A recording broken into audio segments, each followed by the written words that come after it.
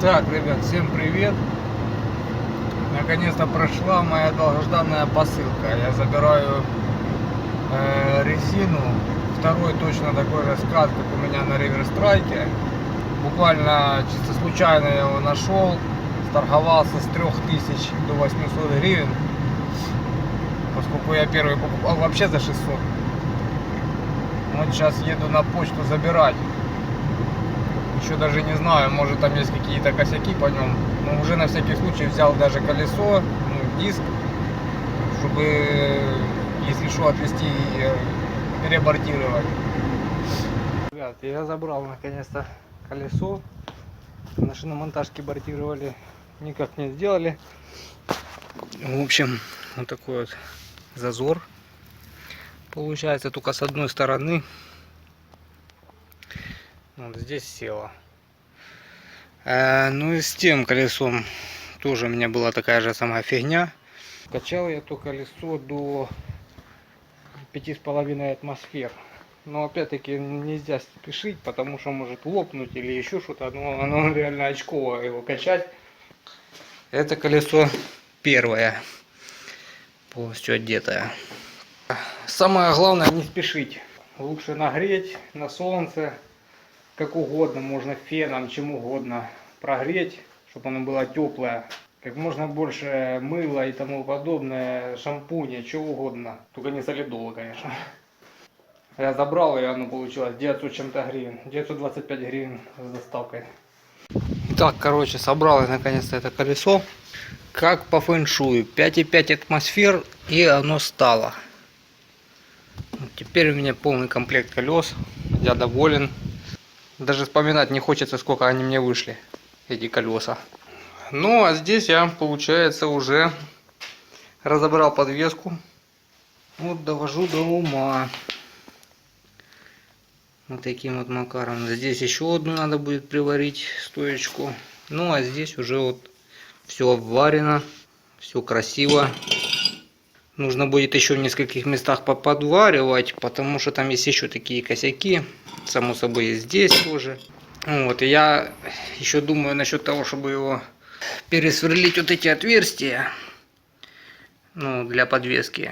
Сделать чуть выше их. Ну, буквально там может на сантиметр, на 2. Немного сделать ниже клиренс. Но я еще насчет этого думаю, еще не знаю. Тут есть такой нюанс. Дело в том, что есть небольшая несоосность по подшипникам. Еще не знаю, как я с этой ситуацией буду выходить. Возможно,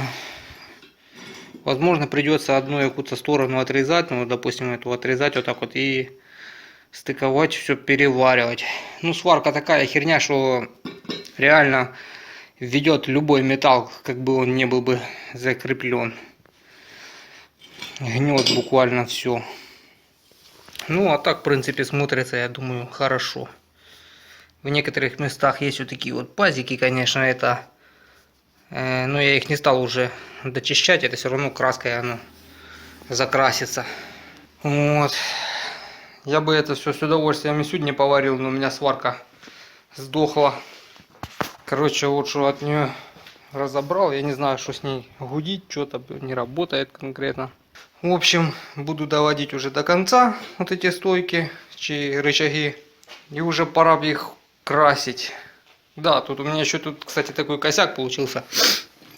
Вот вроде бы все классно. Ступица стоит. Здесь, кстати, надо будет тоже еще усилить эту всю часть. Ступица, все дела. Но единственное, что я забыл сделать. Да и по факту я не то чтобы забыл, я даже... не знал, будет ли эта вся система работать. Вот. Короче, нету тут дискового тормоза. И само собой крепление под суппорт. В общем, как я буду выходить с этой ситуации, надо выпрессовывать эту всю ступицу. И поверх нее уже прикручивать к этой вот части диск тормозной. Диски у меня есть. Я буду ставить, скорее всего, вот такие вот диски. Вот. 2 штучки у меня есть. Их заранее я купил. Их там тоже, чтобы сюда поставить, это надо их протачивать. Я не знаю, очень еще много работы по этому реверс-страйку. Так, ребята, немного расскажу вам особенности вот этого вот мотора трехцилиндрового. Поскольку я так понял по комментариям, не все поняли, особенно всякие там хейтеры, как он работает. В общем, особенность этого мотора заключается в следующем. Вот я достал 3 коленвала. Значит, центральный коленвал сделанный из 2 коленвалов. С одного из коленвалов была снята щека и перепрессована на эту сторону. То есть он получается с 2 сторон вот такая вот цельная штуковина. Соответственно, по центру 2 маховика. Вот, допустим, нижняя мертвая точка. Вот, допустим, верхняя мертвая точка. Вот так работает обычный иж. В моем случае получается вот такая вот система. Нижняя мертвая точка, средняя такое вот, я даже не знаю, значение, и верхняя мертвая точка. То есть они между собой повернуты друг от друга на 120 градусов. И потому за счет этого у него, по идее, должны быть намного больше обороты. Стандартный, допустим, иж развивает там, что-то я слышал, 5 или 5,5 тысяч оборотов. По идее, как бы я на этом мотоцикле не ездил, не тестировал еще. По идее, этот мотоцикл должен крутить 6, 7, возможно даже 8 тысяч оборотов. Само собой я этого делать не буду, поскольку это иж, и он не предназначен для таких оборотов. Скорее всего, что там подшипники не могут не выдержать, само собой, коленвала и остальные узлы. Это очень серьезные обороты для ежа. Пишите в комментариях, кто думает иначе, поскольку я ничего не могу сказать по этому поводу. Дальше, само собой, еще почему здесь стоит 3 карбюратора. Изначально была придумана система на 1 карбюратор, то есть, такие сказать, тройник, вот такой вот впускной коллектор и 1 карбюратор. Заводил я его, наверное, около часа. Само собой, здесь очень большая компрессия из-за того, что 3-й цилиндр. Попробую еще нажми эту ножку. Я сломал 2 ножки. Вот. И в конечном итоге я его с горем пополам завел. Он проработал около минуты и заглох. И так вот я заводил его несколько раз. Оказывается, какая система. Из-за того, что вот так вот стоят коленвала, само собой поршень опускается, поднимаются, и получается из этих вот, с этого тройного коллектора, она друг друга пересасывает бензин, и он начинает захлебываться. Также здесь вот такое вот зажигание. Именно зажигание, вот стоит 3 датчика, тоже так же само повернуты на 120 градусов, и каждый датчик регулируется отдельно, то есть чтобы выставить зажигание. Генератор стоит родной, здесь я ничего не переделывал. Единственное, что кулачковое зажигание я убрал, поскольку вот эти датчики намного лучше. И, кстати, ребята, есть такой вот нюанс по этим датчикам. Я смотрел в ютубе, очень много говорят. Некоторые говорят, датчик на выходе срабатывает искра, некоторые говорят на входе. Объясняю, в чем прикол. Есть разные вот эти датчики. Есть такие, что работают на входе, есть такие, что на выходе. И как это проверить, очень, кстати, очень просто. Допустим, берете отвертку или металл любой. Если замагнитилась и искра не сработала, отпускаете, искра сработала. Это значит, срабатывает искра на выходе. А если только прикоснулись и искра сработала, это искра срабатывает на входе. И такой вот тоже еще у меня нюанс.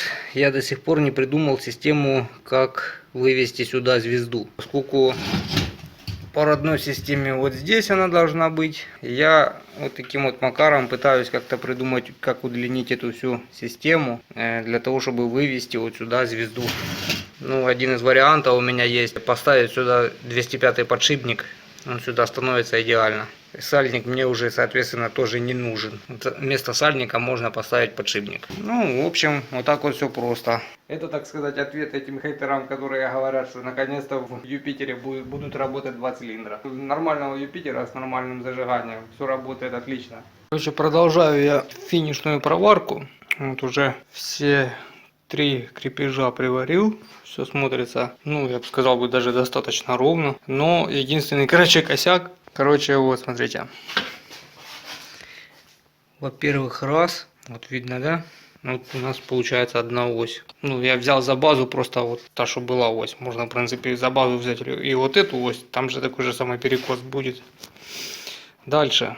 Вот я, короче, сунул шпильку. И вот куда она у меня выходит.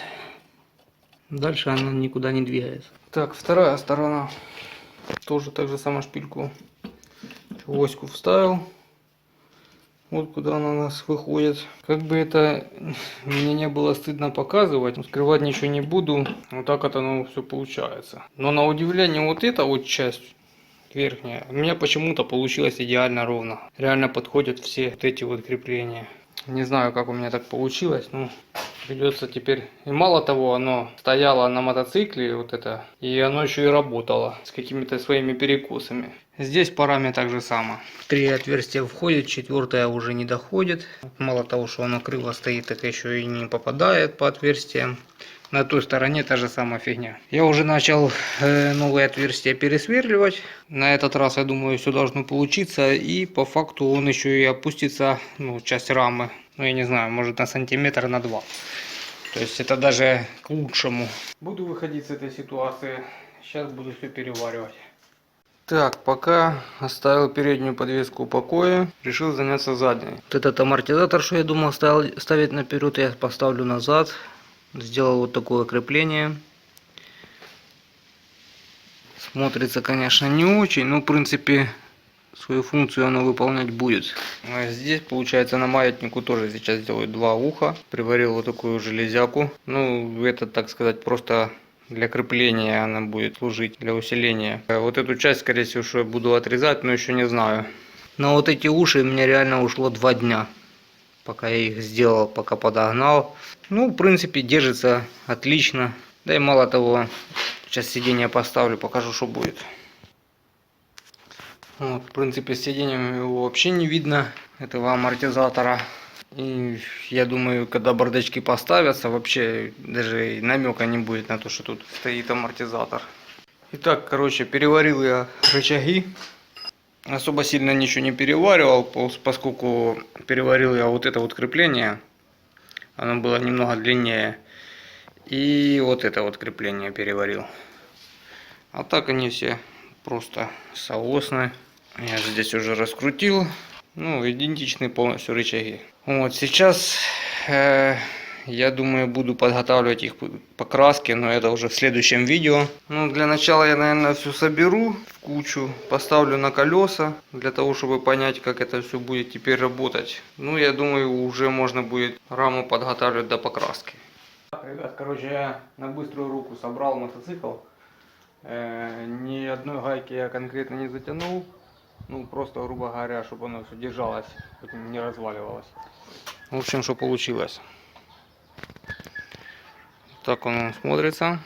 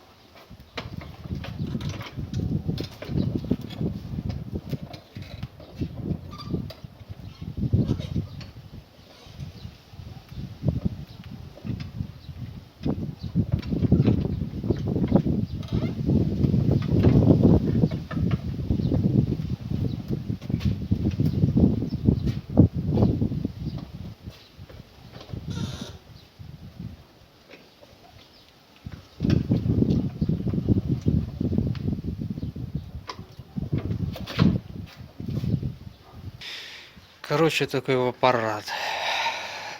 Да, работа движется. Есть еще нюансы. Здесь незаконченный рычаг еще должен. Ну, я его еще доварю. Это раз. Во-вторых, при наклоне, получается, упирается вот сюда.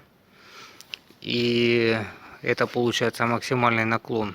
Но это я исправлю. Просто-напросто вот здесь я вот эту часть крепления отпилю. И будет больше наклон. Второй нюанс, что я заметил. Я так понял, чисто так попробую, не знаю, получится или нет. Вот это верхнее крепление, может быть, переварить чуть ниже сделать. И за счет этого, получается, должен еще больше наклон стать.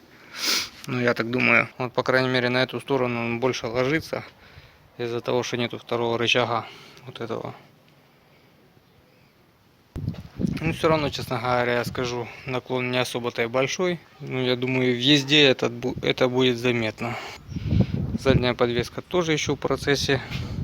Этот пруд никак не отпилю. Просто потому, что не знаю, буду ли я дальше продолжать или нет. Второе сиденье еще надо сделать. Ну, так уже что-то вырисовывается. По крайней мере, со вторым колесом, я думаю, вообще видок поменялся. Высоковатый, конечно, он получился. Так, ребят, ну и напоследок получил я вторую долгожданную посылку. Как вы думаете, что это такое? Пишите в комментарии, ставьте на паузу, сейчас пишите в комментарии. Ну и вот момент истины.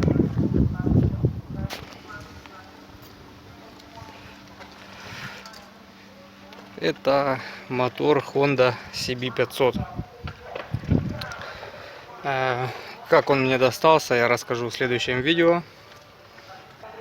Полную распаковку и внешний вид я покажу чуть позже.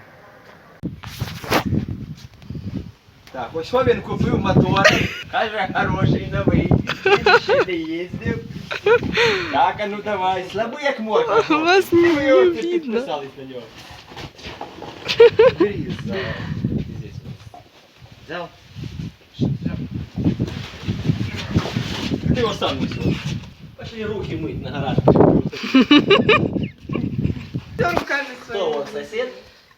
Короче, он реально, да, наверное, даже больше, чем трехцилиндровый. По крайней мере, в высоту. Ну, в ширину, конечно, трехцилиндровый побольше будет. Вот такой вот моторчик. В общем, ребята, как он мне достался, я расскажу в следующем видео. Когда сосед уйдет. Все, ребята, ставьте лайки, подписывайтесь на канал. Всем пока. Мой канал.